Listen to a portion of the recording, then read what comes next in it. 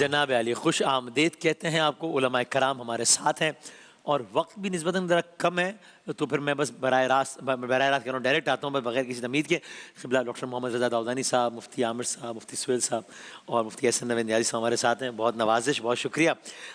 چلائیے گا جی، پہلا سوال چلائیے گا. قبلہ مفتی آپ صاحب. میرا مکرام سے یہ سوال ہے کہ میری ڈائیورس ہوئی تھی آج سے تقریباً 20-23 سال پہلے. اچھا. میری ایک بیٹی ہے، تو میں نے اپنے والدین کو سنبھالا ہے، انہی کے پاس میں رہی ہوں، اور میرے والدین کی وفات ہو گئی ہے.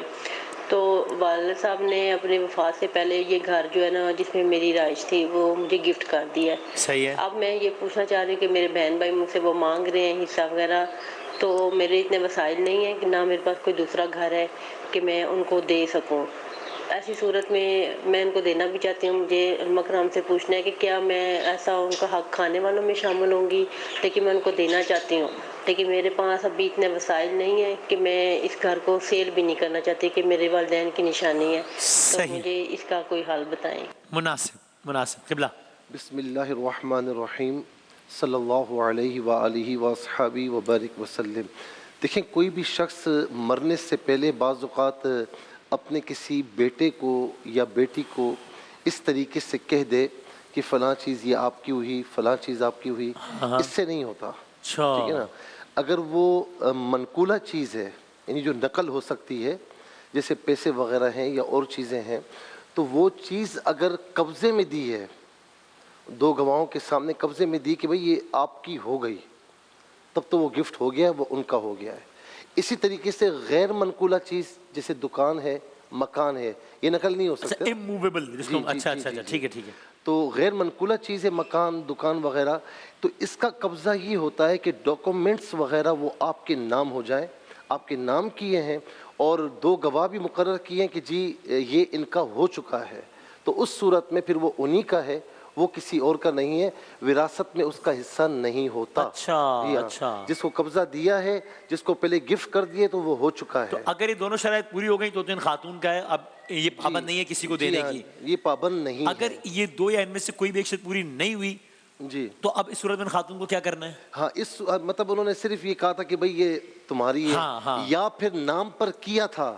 لیکن بعض اوقات نام پر بھی کرتے ہیں، کسی اولاد کے ٹیکس وغیرہ کے معاملات ہوتے ہیں، اور چیزیں ہوتی ہیں، کوئی ڈیفیکلٹیز ہوتی ہیں، اس سے بچنے کے لیے کہ بھئی میرے نام پر نہ ہو، میرے کسی اولاد کے نام پر ہو، اور سب کو پتہ بھی، تو تب بھی ان کی نہیں ہوگی، وہ وراثت میں تقسیم ہوگی.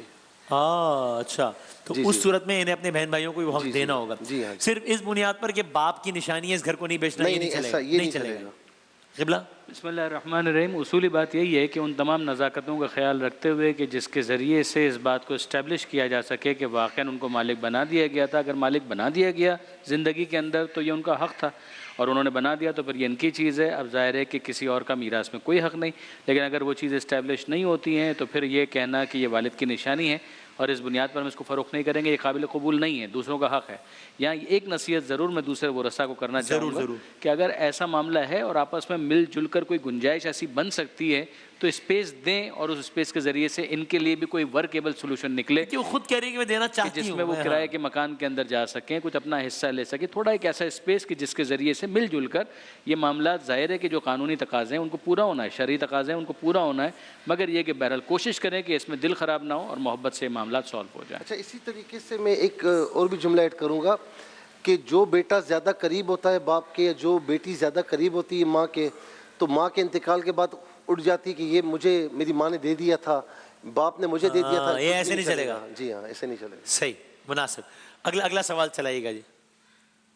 میرا سوال یہ ہے کہ ہم رمضان کے روزے کی نیت کرتے ہیں، وَبِصَوْمِ غَدٍ نَوَيْتُ مِنْ شَهْرِ رمضان. اور جب ہم نفلی روزے رکھتے ہیں جیسے محرم کے ہو گئے یا اور روزے ہو گئے، تو اس کی نیت کس طرح کی جاتی ہے؟ رائٹ. قبلہ. بنیادی طور پہ نیت آپ کے دل کے ارادے کا نام ہے. کوئی زبان سے اگر لفظ نہ بھی کہیں اور دل کا ارادہ ہو تو وہ نیت آپ کی ہو گئی. میں آسان سے مثال دوں کہ مثال کے طور پر اس وقت جتنے سیٹ پر یہاں پر افراد موجود ہیں آپ سمیت، اگر میں آپ سے پوچھوں کہ کل آپ روزہ رکھیں گے تو کیا آپ یہ کہیں گے کہ میں بھی سوچ رہا ہوں؟ آپ کا جواب یہ ہوگا کل میں روزہ رکھوں گا، تو یہ آپ کی نیت ہے. اگر آپ زبان سے کوئی لفظ نہ کہیں تب بھی وہ نیت آپ کے دل کے ارادے کا نام ہے. ابھی ہم جب اپنے کمرے سے یہاں پر آ رہے تھے تو ہم نے کوئی الفاظ نہیں کہے کہ ہم اپنے کمرے سے اسٹوڈیو میں آتے ہیں، لیکن یہ کہ ہم اپنی نیت کے ساتھ آئیں، ہمیں کوئی گن پوائنٹ پر تو نہیں لے کر آیا ہے.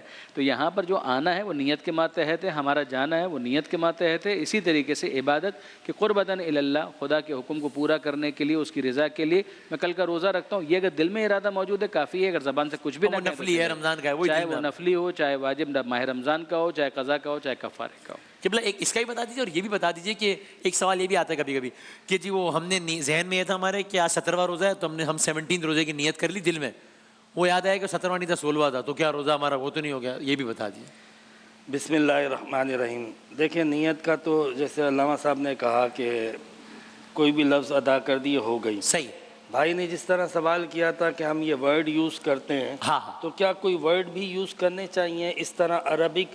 تو یہی والے ورڈ یوز کر کے من شہری رمضان کے بجائے لکھ دیں کہ من صومی نوافل، من صومی نوافل یا نفلن، یہ کہہ سکتے ہیں وہ کہ نفلی روزوں میں سے یا نفلی روزہ. تو بس یہ کہنا کا ہوتا ہے، چاہے عربی میں کہیں چاہے اردو میں کہیں. لیکن اگر اپنی زبان میں کہہ دیا، ارادہ کر لیا، روزہ ہو گیا. جیسے ہی ارادہ کیا روزہ ہو گیا. جی بالکل ٹھیک. دوسرا جو آپ نے سوال پوچھا کہ جی وہ میں 17واں روزہ رکھ رہا ہوں، بعد میں آتا ہے کہ 17واں نہیں تھا وہ تو 16واں روزہ تھا، تو جی ہاں ٹھیک ہے. اگر کل کے روزے کو انہوں نے 17واں سمجھا، 18واں سمجھا، 19واں سمجھا، لیکن تھا کل کا روزہ تو پھر ہو جائے گا. ہو گیا نا، اس میں اتنی پیچیدگی نہیں ہے، اس میں ویسا مسئلہ نہیں. ایک اور سوال چلے گا، اگلا سوال چلے گا. میرا مولوی صاحبان سے سوال ہے جی کہ کیا قسطوں والا کاروبار حلال ہے یا حرام ہے؟ قسطوں والا کاروبار، اچھا قسطوں والا کاروبار حلال ہے حرام؟ جی سر. قسطوں والا جو کام ہے فی نفس ہی تو یہ جائز ہے. اس کے اندر جو کنفیوژن ہوتی ہے وہ یہ ہوتی ہے کہ بھائی ایک چیز جو ہے وہ جب ہم براہ راست دے رہے ہیں اسی وقت فوراً دے رہے ہیں، نقد دے رہے ہیں تو اس کے ریٹ جو ہے وہ کم ہے، اور جب ہم اس کو ادھار دے رہے ہیں یعنی کچھ ماہ بعد کی جو مدت لگا رہے ہیں، کچھ عرصے بعد کی مدت ہے، تو اس میں ہم جو زیادہ ریٹ میں دے رہے ہیں، تو یہ کہیں ربا کے اندر تو نہیں جا رہا. تو یہ ربا میں نہیں جاتا. اصل میں تو کنفیوژن ختم ہونا چاہیے سودے کے اندر. اصل شریعت کی طرف سے مطلوب یہ ہے جب وہاں کنفیوژن ختم ہو جاتا ہے کہ آپ نقد لے رہے ہیں یا جو ہے وہ قسطوں پر لے رہے ہیں، جب یہ کنفیوژن ختم ہو گیا تو اب بھلے جو ہے بات کی ان کی مرضی ہے، جو چیز اپنی چیز کا مالک ہے وہ جتنے میں چاہے آپ کو بیچے. اب وہ کہہ رہا ہے کہ بھئی نقد آپ لیں گے تو اتنے کی ملے گی، اور اگر آپ جو ہے وہ قسطوں پر لیں گے تو اتنے کی ملے گی. اس کے بعد یہ طے ہوگا نا کہ آپ قسطوں میں لے رہے ہیں کہ نقد میں لے رہے ہیں. جب یہ طے ہو گیا کہ آپ قسطوں میں لے رہے ہیں تو اب وہ ابہام ختم ہو گیا، جس ابہام کی وجہ سے اس کے اندر کوئی خرابی آ سکتی ہے. تو یہ فی نفس ہی تو بالکل ٹھیک ہے. بس یہ ہے کہ کچھ اور شروط ایسی ہیں کہ وہ اگر اس کے اندر ہوں تو وہ اس عقد کو خراب کر دیتی ہیں. ان شروط سے خالی ہونا چاہیے، اور کسی قسم کا اس کے اندر کنفیوژن ابہام کسی سطح پر نہیں ہونا چاہیے. اور پینلٹی کی جو شرط ہے وہ نہیں ہونی چاہیے کہ پینلٹی کی جو شرط ہے تعزیر مالی، تعزیر بالمال. تو یہ ہمارے جو اکثر علماء ہیں ان کے مطابق جو تعزیر بالمال ہے، فقہ حنفی کے اکثر علماء کے نزدیک تعزیر بالمال منسوخ ہے. مالی جرمانہ جائز نہیں ہے، مالی جرمانہ کرنے کی اجازت نہیں ہے، سوا ان صورتوں کے کہ جن صورتوں میں ریاست کی طرف سے رائج ہو. ان صورتوں کے اندر جیسے آپ کے یوٹیلیٹی بلز وغیرہ ہوتے ہیں، ان کے اندر لیٹ فیس کے نام سے جو چارجز لگے ہوئے ہوتے ہیں، تو وہ تو چونکہ ریاست کی طرف سے ہوتے ہیں، اس کے اندر جو ہے وہ ہم مجبور ہیں. اس پہ تو سب کا اتفاق ہے. باقی ویسے فقہائے حنفیہ کی جو اکثریت ہے وہ تعزیر بالمال کے منسوخ ہونے کی قائل ہے. کچھ علماء اس میں بہرحال جواز کے بھی قائل ہیں. ٹھیک ہو گیا، بالکل مناسب. یہ اس میں بنیادی جواب وہی ہے کہ قسطوں کا کاروبار جائز ہے، اور اس کے اندر طے ہو گیا کہ یہ اماؤنٹ اس چیز کی ہے، اگر 4 مہینے تک یہ قسطیں اس طرح سے دے گا اس میں کوئی جائز ہے، مسئلہ نہیں. بالکل ٹھیک. قبلہ یہ چلائے گا، اگلا سوال چلائے گا. میرا سوال یہ ہے کہ جیسا کہ ہمیں پتہ ہے کہ جادو یا کالا جادو کیا جاتا ہے یا ہوتا ہے، تو کیا ہمیں یہ پتہ چل سکتا ہے کہ ہمارے اوپر ہے یا نہیں؟ ہاں، یہ پتہ کیسے چلے گا کہ ہے نہیں؟ نہ خواب میں آئے گا. خواب میں تو مشکل ہے. اور آج کل اتنے نیک لوگ بھی نہیں کہ الہام ہو جائے. ہاں یہ بات بھی ٹھیک ہے.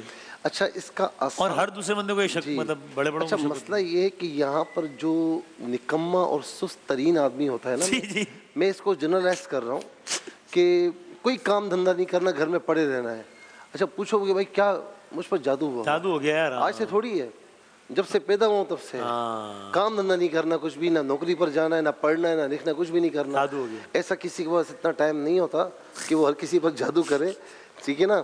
اب مثال کے طور پر حسد پیدا ہوتا ہے، کسی کا بڑا منصب ہے، بہت مال دولت ہے، ساری چیزیں ہیں، اس صورت میں اچھا اب اس کا تھوڑا سا آئیڈیا اس طرح ہو جاتا ہے کہ ایک بندہ ہے اچھا خاصا چل رہا تھا صحیح، لیکن اچانک اس کے کاموں میں ہرڈلز پیدا ہونا شروع ہو گئیں جو ظاہری اسباب کہیں نظر نہیں آتے، وہ پوری محنت کرتا ہے، اس کے باوجود اسے اندیکھی دیواریں نظر آتی ہیں، تو پھر اسے کہیں جانے کی ضرورت نہیں ہے، صحیح ہے، خود نماز پڑھے، نماز کی پابندی رکھے، نماز کی پابندی رکھتا تو اتنی آسانی سے یہ ہوتا بھی نہیں ہے، ٹھیک ہے نا، نماز کی پابندی رکھے اور فجر کی نماز کے بعد 11 مرتبہ سورہ فلق اور ناس پڑھ لے، اول آخر 3 بار درود شریف کے ساتھ پڑھ کے اپنے اوپر دم کرے، یا جس چیز کا بھی خدشہ ہے گاڑی پر کچھ بھی تصور میں دم کرے، گھر میں اگر ہے تو چاروں کونوں پر پانی چھڑک لے، 11 روز تک کر لے، کوئی بھی جادو ہوگا انشاءاللہ ٹوٹ جائے گا۔ سبحان اللہ، کیا کہنا ہے۔ اور مفتی عامر صاحب اسی سے رب دیتے ہوئے مجھے علماء میرے کرام، پاس بھی آنے کی ضرورت نہیں ہے، آپ کے پاس۔ اچھا کیا کہنا ہے، واہ واہ، آپ اگر اس سے اتفاق کرتے ہوں تو اس کی تائید کیجیے گا کہ مجھے علماء کرام سے اس متعلق بہت سارے سوالات چکے آتے ہیں،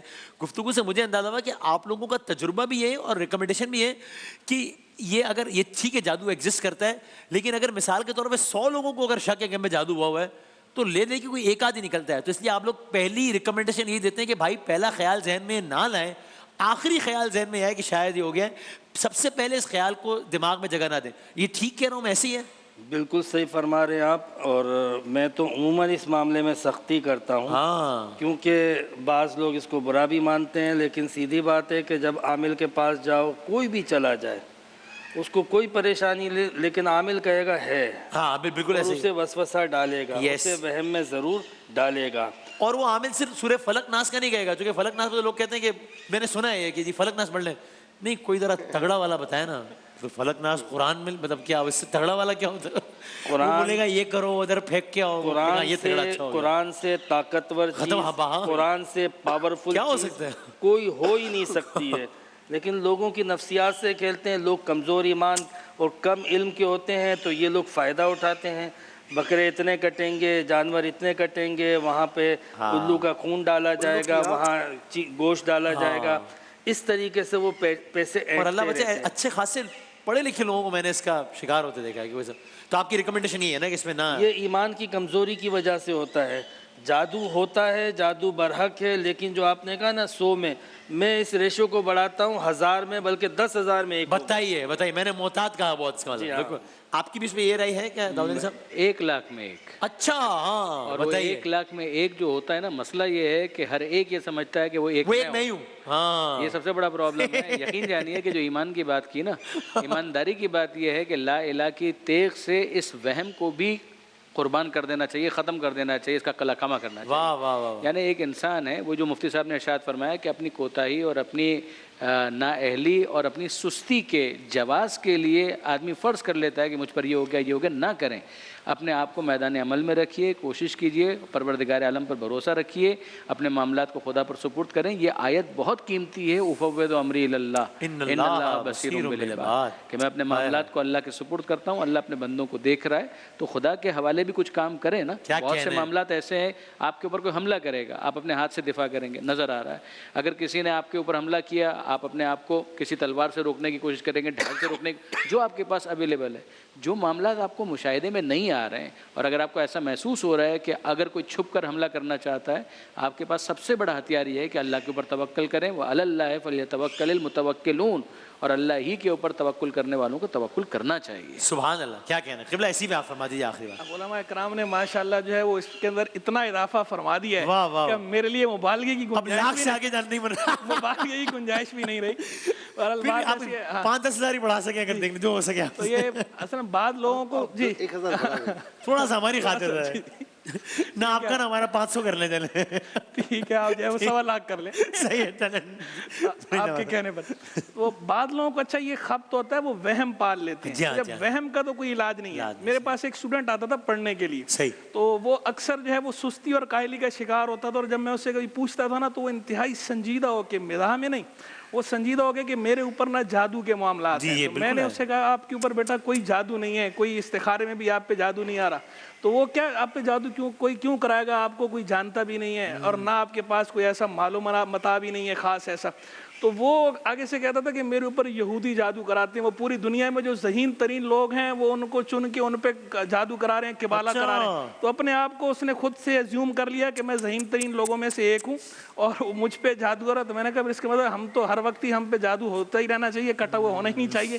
تو یہ بعض لوگوں کو جو وہم ہو جاتا ہے نا، وہم کا کوئی وہ ذہن میں پال لیتے ہیں کہ ہم پہ جادو ہے، کوئی نہ کوئی کرا رہا ہے. اب اسے اگر اپنے ارد گرد کوئی نظر نہیں آ رہا تو اتنی دور کی کوڑی ملا رہے ہیں کہ وہ وہاں سے جادو لے کر آ رہے ہیں کہ نہیں جادو کرا رہے ہیں. اور کچھ لوگ تو اس کو اسٹیٹس سمبل سمجھتے ہیں. اگر ان کو یہ کہہ دیا جائے کہ آپ پہ جادو وغیرہ کچھ بھی نہیں ہے تو وہ ناراض ہو جاتے ہیں. شاید ہمیں کوئی ہم سے جلتا نہیں ہے، کوئی ہم سے حسد نہیں کرتا، یعنی ہم اس قابل نہیں ہیں. تو یعنی وہ اپنے آپ کو وہ سمجھنا گلٹی فیل کرنا شروع کر دیتے ہیں اور سامنے والے کو برا سمجھتے ہیں. تو اوہام کا شکار نہیں ہونا چاہیے، خپتی نہیں ہونا چاہیے. میرے ایک جاننے والے ہیں وہ مفتی صاحب کی طرح سخت ہیں اس معاملے میں. تو کسی عامل سے ملاقات ہوئی تو اس نے فوراً، آپ کو پتہ ہے عامل فوراً تم پر جادو ہو گیا، اس نے آپ چھوڑو یہ میں خود کرواتا ہوں اپنے اوپر. کیا بولا تھا؟ میں خود اپنے اوپر کرواتا ہوں، اس کو چھوڑو آپ. تو وسیم بھائی یہ کہ بندہ جو ہے نا توکل اللہ پہ رکھے، قرآن اور اللہ کی آیات پر یقین رکھے. یہ لوگ آپ کے ایمان سے کھیل بھی نہیں سکیں گے، وسوسے بھی نہیں ڈالیں گے. خدا نہ خواستہ کوئی اثر ہوا تو آپ کے یقین اور ایمان کی برکت سے زائل بھی ہو جائے گا. سبحان اللہ. اللہ تعالیٰ ہم سب کو جو ہے وہ یہ کنوکشن عطا فرمائے. آپ باقی علماء نے سب کہہ دیا، I don't need to repeat anything. بہت شکریہ، بہت نوازش. بریک کے بعد ہم دوبارہ حاضر ہوتے ہیں انشاءاللہ.